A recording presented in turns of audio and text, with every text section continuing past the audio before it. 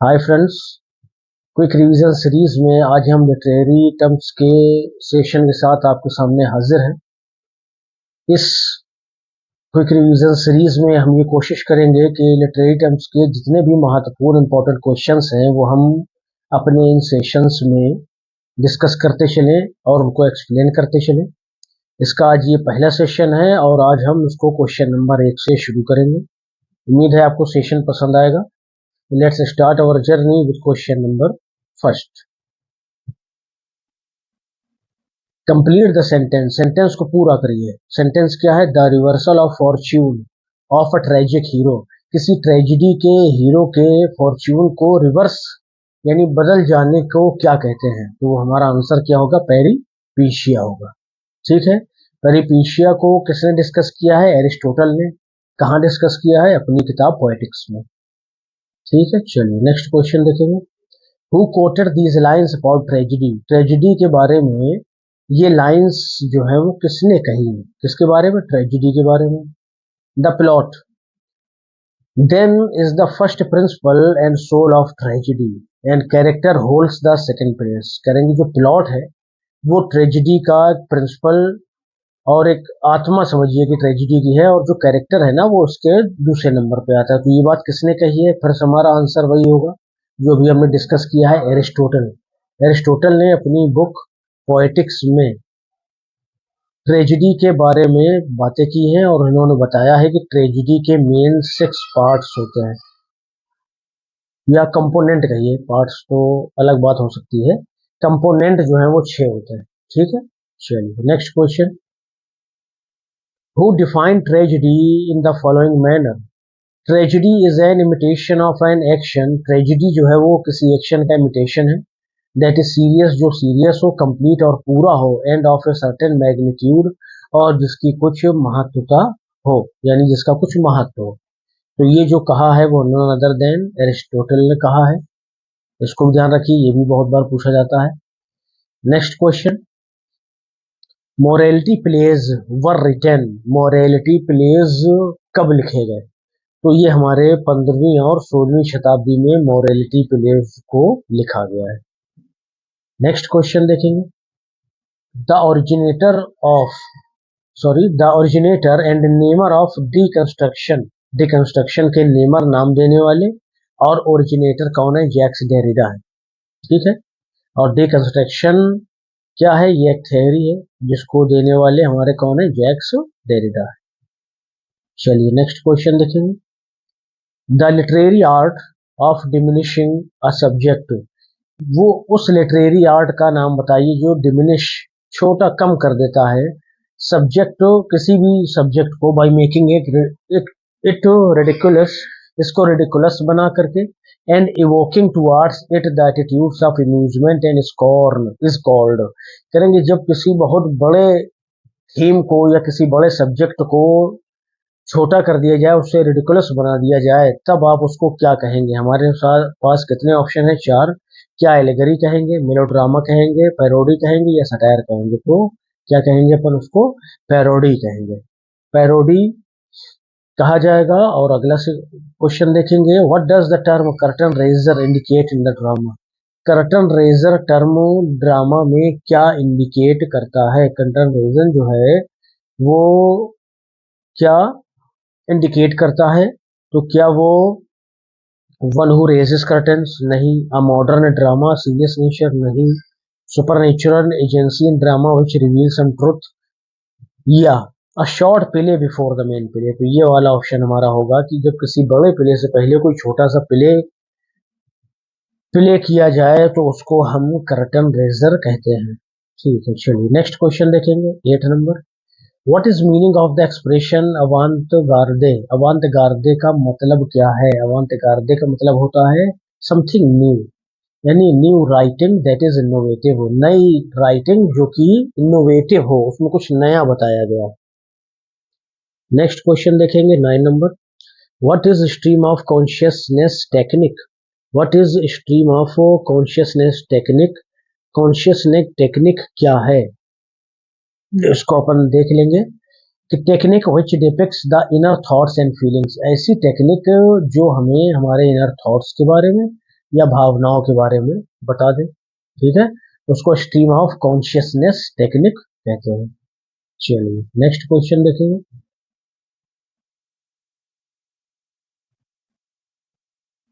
10 नंबर, another name for verse libre is, verse libre का दूसरा नाम क्या है भाई, फ्री या ओपन वर्स, ध्यान रखिए।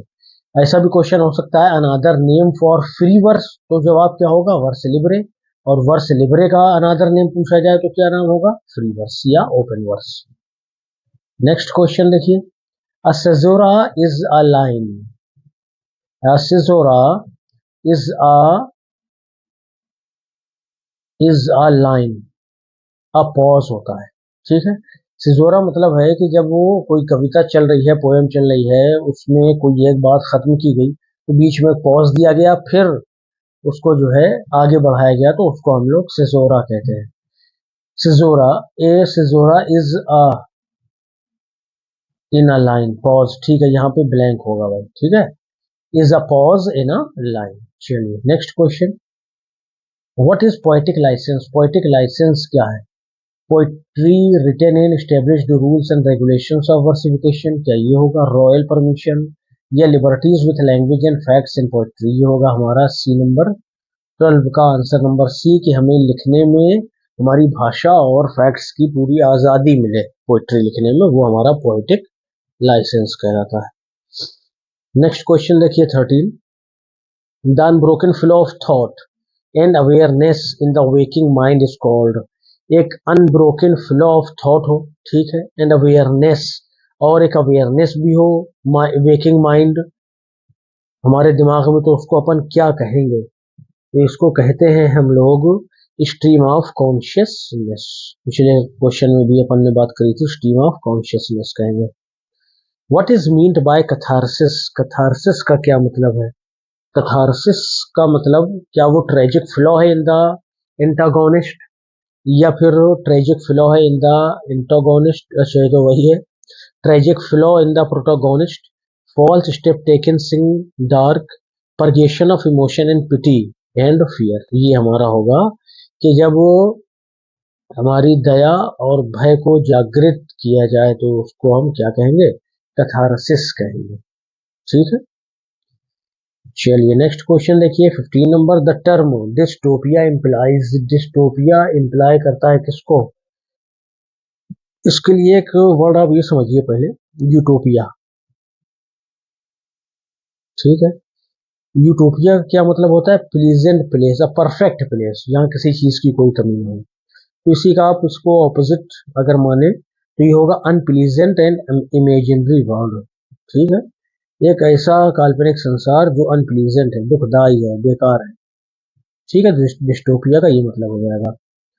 What is the theme of proletarian novel, proletarian novel का की थीम क्या होती है, प्रोलेटेरियन नॉवेल की जो थीम है वो हमारी क्या एरिस्टोक्रेटिक क्लास होती है, वॉरियर्स, या मिडिल क्लास, या वर्किंग क्लास, तो का आंसर क्या होगा हमारा, working class.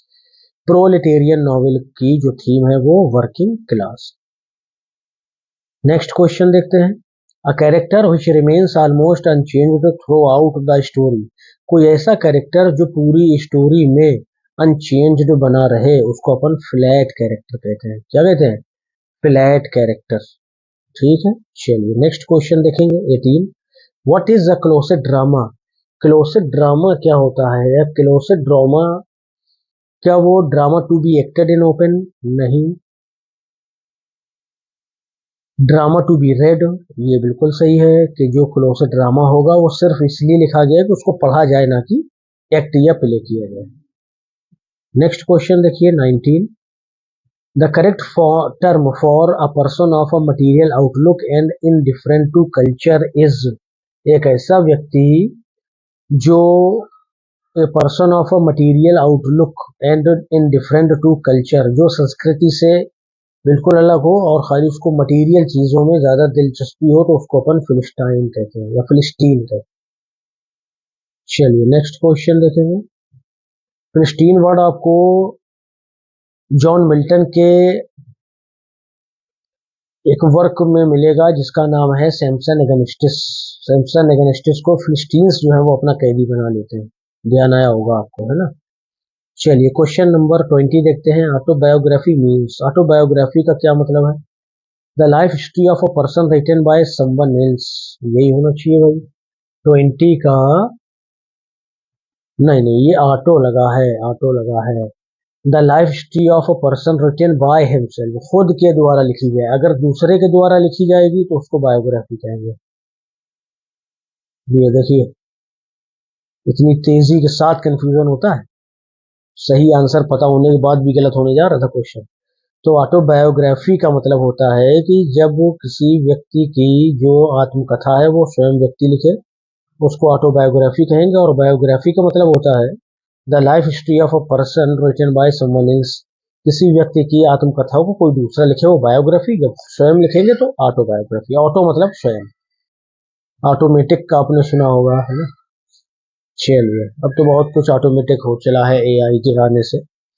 Myth comes from Greek mythos signifying, myth जो है वो मैथोस से आया है, जिसका मतलब होता है इमेजिनेशन, चिल्ड्रन स्टोरीज या स्टोरी प्लॉट ट्रू और इन्वेंटेड, ये होगा।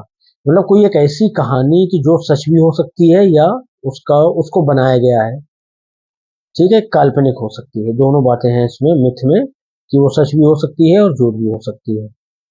नेक्स्ट क्वेश्चन देखेंगे।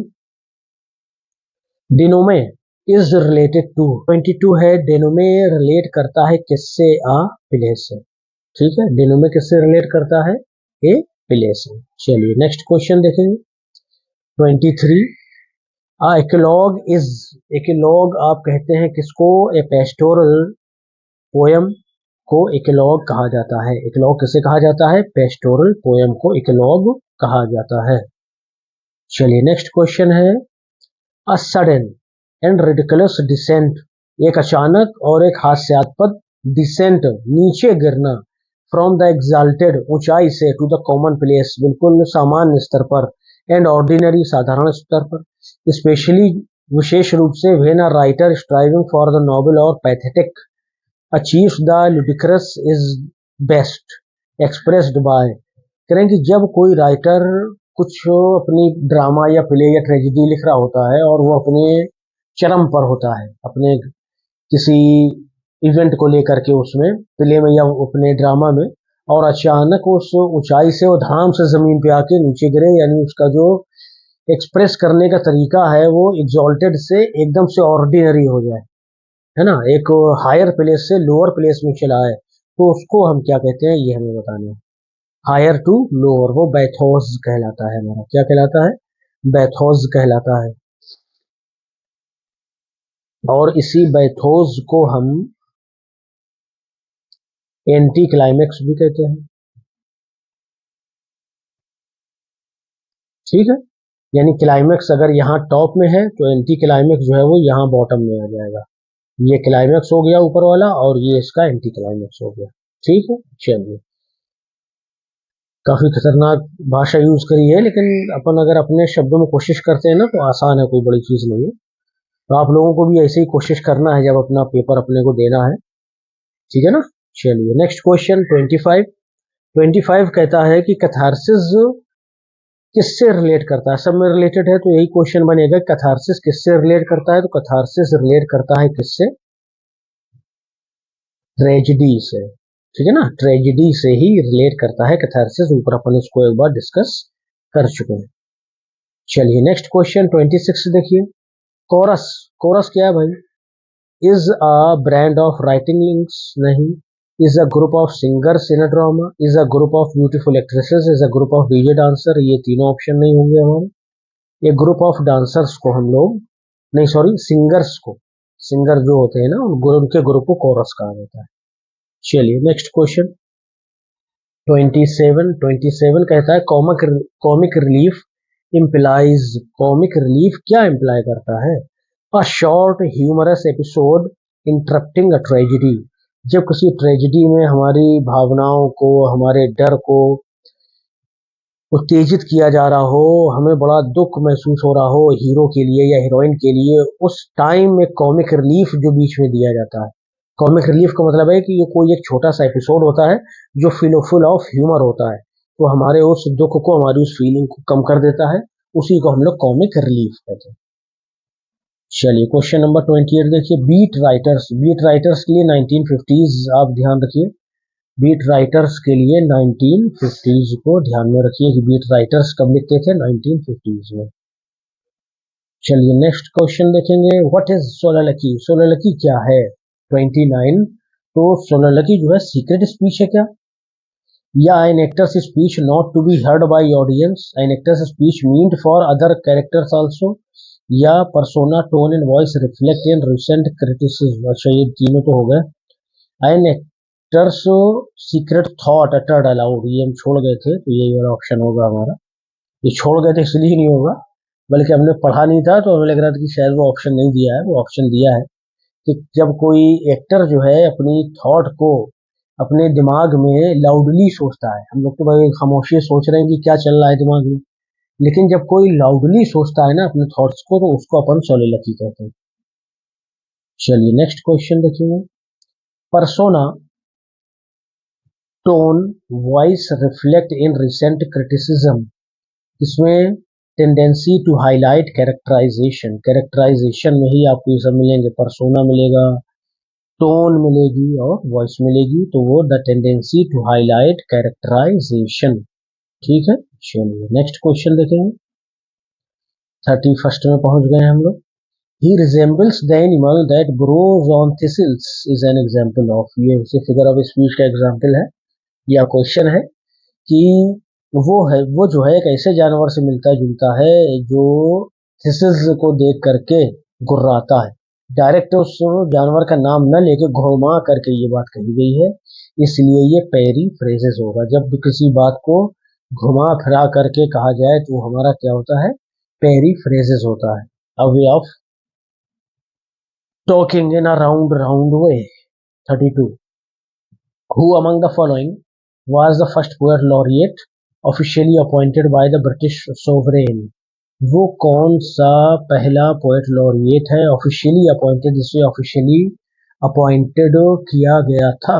तो अनऑफिशियल अगर पूछेगा तो बेन जॉनसन है, और अगर अनऑफिशियल पूछेगा तो जॉन ड्राइडन होगा। कौन होंगे, जॉन ड्राइडन।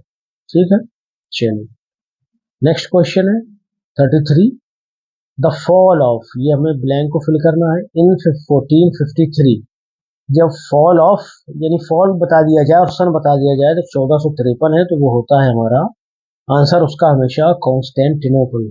ठीक है, तुर्कों ने इस पर आकर के कब्जा कर लिया था, ये तब की बात है। Marks the beginning of Renaissance in Europe, इसने यूरोप में रेनेसां की शुरुआत करी थी। चलिए नेक्स्ट क्वेश्चन देखेंगे, who is known as the poet's poet, poet किसे कहा जाता है, तो हमारा जो आंसर होगा सी नंबर, एडमंड स्पेंसर को पोएट्स पोएट कहा जाता है। और इसके एक दो फैक्ट देख लीजिए, जॉन मिल्टन इनको अपना मास्टर कहते थे, एडमंड स्पेंसर को। ठीक है, और क्वेश्चन एक और पूछा जाता है कि who is poetical son, poetical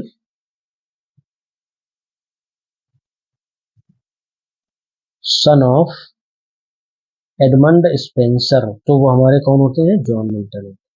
ठीक है, ये दो बातें ध्यान रखिए कि मिल्टन अपना मास्टर किसे मानते थे, तो एडमंड स्पेंसर को, और पोएटिकल सन किसे कहा जाता है, एडमंड स्पेंसर का पोएटिकल सन किसे कहा जाता है, तो उसका भी जवाब क्या होगा, जॉन मिल्टन होगा। चलिए next question, W H. Auden belong to the, W H. Auden belong करते हैं किससे भैया, 20th सेंचुरी से, 20वीं शताब्दी से डब्ल्यू.एच. ऑर्डन बिलोंग करते हैं।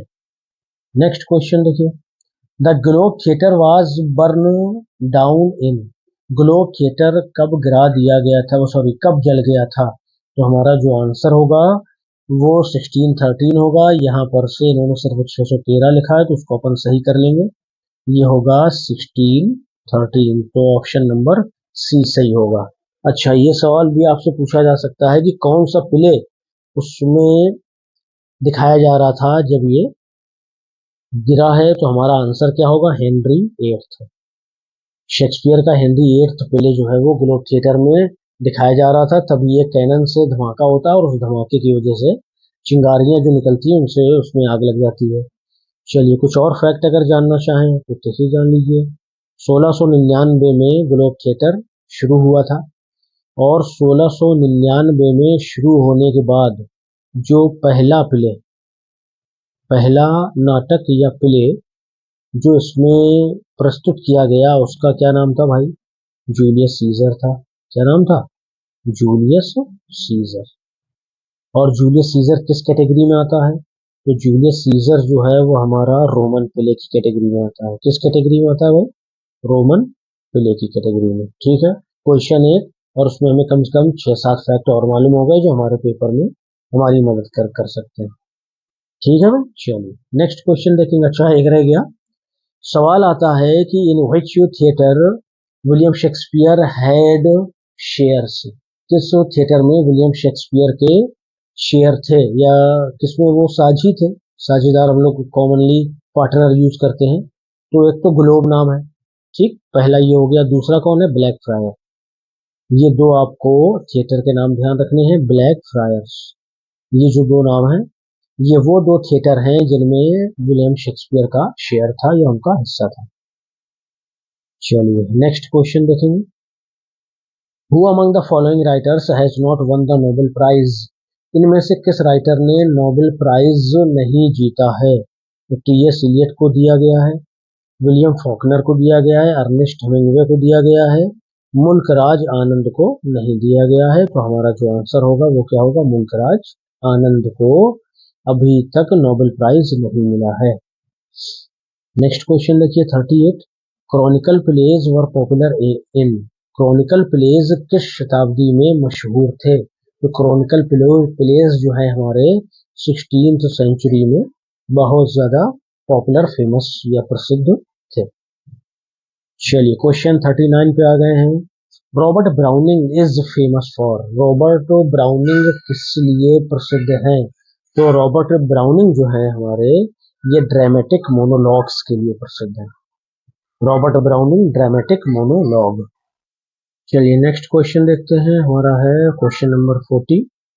In how many Indian languages the साहित्य अकेडमी अवार्ड्स आर गिवन। साहित्य अकेडमी अवार्ड कितनी भारतीय भाषाओं में दिया जाता है? तो साहित्य अकेडमी अवार्ड जो है वो 22 भाषाओं में दिया जाता है, जितनी हमारे कॉन्स्टिट्यूशन में मौजूद है सभी भाषाओं में। चलिए नेक्स्ट क्वेश्चन देखें। Alexander pope said the wisest, the brightest and the meanest. करेंगे सबसे ज्यादा बुद्धिमान, समझदार, सबसे ज्यादा ब्राइटेस्ट, होशियार, एंड द मीनेस्ट और सबसे ज्यादा कमीना ऑफ मैनकाइंड अगर इस मानवता में कोई हुआ है तो वो कौन है भाई? Francis bacon. कौन है? Francis bacon. गजब की बात कही है। चलिए next question. Who said classicism is health and romanticism is disease? Classicism एक वरदान की तरह है, थोड़ा शब्द अपन चेंज कर सकते हैं हिंदी में, और जो रोमांटिसिज्म है ना वो एक अभिशाप की तरह है। तो ये शब्द किसके हैं, किसने ये शब्द कहे हैं? तो कहा है हमारे गोएथे ने। कौन है? गोएथे। गोएथे ने एक और बड़ी मजे की बात कही है जिसको पेपर में आप पूछी भी जाती है। वो कहते हैं कि मेरी जिंदगी में मुझे नहीं ध्यान है कि इतना ज्यादा मैं प्रभावित हुआ हूँ किसी भी चीज से शेक्सपियर के प्लेस के अलावा। यानी जितना मुझे शेक्सपियर के प्लेस ने प्रभावित किया है मेरी जिंदगी में, शायद ही कोई चीज हो जिसने मुझे इतना प्रभावित किया है। किसके शब्द हैं ये? गोएथे के शब्द। चलिए नेक्स्ट क्वेश्चन देखेंगे। The movement of return to nature has to do with. कह रहे कि द मूवमेंट, ये जो आंदोलन था रिटर्न टू नेचर की तरफ लौटिए, वापस चलिए, तो ये किस हैज टू डू विथ, किससे संबंधित है? द रोमांटिक एज से। रोमांटिक एज में ही वर्ड्सवर्थ थे, और वर्ड्सवर्थ को हम किस नाम से जानते हैं? Poet of nature. और वो एक ऐसे पोएट हैं जो नेचर को प्रेजेंट करते हैं इन मेनी मूड्स। ये भी क्वेश्चन पूछा जाता है ना। चलिए next question. The phrase willing suspension of disbelief is associated with question number 44 है। तो willing suspension of disbelief किससे संबंधित है भाई? कॉलरिज से संबंधित है, एच.टी. कॉलरिज से। 45 देखिए। The type of fiction whose setting is in the medieval period, एक ऐसा फिक्शन का टाइप या प्रकार या एक ऐसा जॉनरा कहिए whose setting is in the medieval period, जो उसकी सेटिंग medieval पीरियड हो, ठीक है। ग्लूमी कैसल, अंधकारमयी कोई किला हो, with dungeons, subterranean passages and use of ghost and mysteries is called, करें कि एक ऐसा माहौल हो जिसमें भूत भी हो, रहस्य भी हो, बहुत सारे अंधकारमयी चीजें भी हो जो रहस्यों से भरी हुई हो, और उसकी सेटिंग स्पेशली कहाँ हो, मेडिएवल पीरियड में, तो वो हमारे जो है वो गॉथिक नॉवेल कहलाते हैं। क्या कहलाते हैं भाई? Gothic novel. चलिए next question. The word picaresque has been derived from, picaresque कहाँ से लिया गया है? तो ये जो पिकारेस्क्यू वर्ड है, क्या ये लैटिन वर्ड पिकारो से लिया गया है, या ये जो है ग्रीक वर्ड पिकारो से लिया गया, या इटालियन या स्पेनिश? तो हमारा जो आंसर होगा वो स्पेनिश वर्ड पिकारो से लिया गया।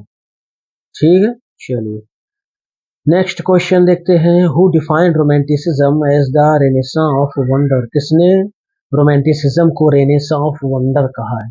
कौन है ये महाशय? थियोडर वॉर्स डंटन है, जॉन कीट्स हैं, वर्ड्सवर्थ हैं, या वॉल्टर पेटर हैं? तो ये none other than Theodore Watts Dunton है, जिन्होंने रोमांटिसिज्म को रेनेसां ऑफ वंडर कहा है। ठीक है, रोमांटिसिज्म को रेनेसां ऑफ वंडर कहने वाला व्यक्ति Theodore Watts Dunton. Next question, who said romanticism is an addition of strangeness to beauty?